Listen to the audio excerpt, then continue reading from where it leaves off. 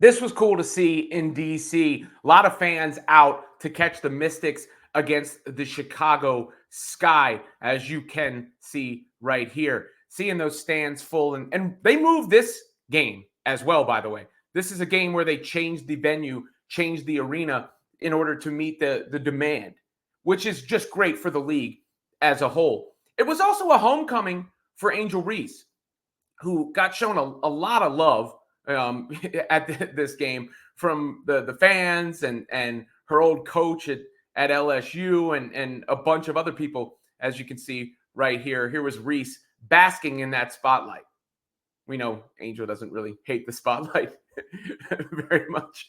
There she is with Kim Mulkey. There's the two coaches embracing Witherspoon and Mulkey. So just a cool moment for Angel Reese overall. You could see how happy she was, how touched she was. And the fans were there to see her. Many of the fans were there to see her. That's the truth of the matter. And she had a moment in the post-game press conference where she acknowledged her former coach in Kim Mulkey, which I thought was a nice touch as well. Here is what Reese had to say about her coach at LSU. She just said she's super proud of me. You don't see her at many WNBA games, so I'm a little special to her. And being able to see DD tonight too, just being able to have your coach just watching me grow from 2 years, won a national championship together, and then it was tough for me obviously to leave LSU, but she talked to Teaspoon, and she trusted Teaspoon with me, and knows like it's the same. She expects a lot out of me and continues to expect a lot out of me. She said I could be better, obviously, around the basket too. But I'm just happy. She loves me, supports me, and I want people to realize, like, off the court, Kim Mulkey loves you, off the court too, and she'll. That's a nice message from Angel Reese, and I like the fact that she's acknowledging that she can't make baskets around the rim right now, because that is the leap she would take. If she could finish layups, she would be an absolute force and monster. Because you look at her numbers, she had 16 points, 11 boards, 5 steals, 3 assists. She's everywhere defensively, everywhere on the boards. She just can't make the baskets around the rim. And that would go to a whole new level. Really a legit force. Meanwhile, she's got a teammate who has no problems making baskets. And that's Chennedy Carter. And, look, I'm not talking about what happened with Chennedy Carter and Caitlin Clark. I'm not talking about what Chennedy Carter did after the game there and what she said online either.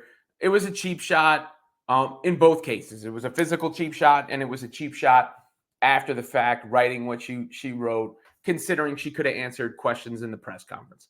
With that said, her coaches talked to her, and she has balled out since that moment. She had 25 points off the bench in this one.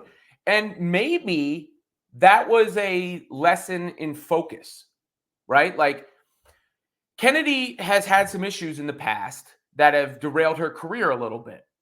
And maybe she needed that. Like, not only do a lot more people know who she is now, and she's making the most of that with her play on the court, but at the same time, sometimes we all get slapped in the face by that moment, and we realize, okay, I can't blow this. And hopefully that's what's happening with Chennedy Carter right now, because she's showcasing her skills. She's showcasing her skills. Like, she can really score in a variety of ways. She finishes well around the cup. She moves well. She's got boogie off the dribble. She can pull up. And actually, as funny as it is that her initials are CC, which is very funny. I wasn't even really thinking about it until, I was doing this video here. But the other CC, Caitlin Clark, could actually learn some things from Chennedy Carter's game. Look at this play here at 20 seconds. Mabry does not. All right. So at 20 seconds in this video, Chennedy Carter is going to catch the ball around the foul line. See her there at the Geico. She has the defender in front of her. She takes one step forward and hits the little floater from there. Right there in that little area with the defender. If Caitlin Clark can add that to her game, it's lights out. And that's something that Carter possesses right now, is the ability to score at multiple levels. You don't put up 25 off the bench if you can't get buckets. And she's really been on a scoring run since that entire incident. So hopefully it was the moment that focuses her going forward, because this is good for women's basketball and the WNBA and the league, that Angel Reese is getting that love and performing, and Chennedy Carter, has become this character within the league and is performing. And they've got Camila Cardoso now, who is super skilled for her size.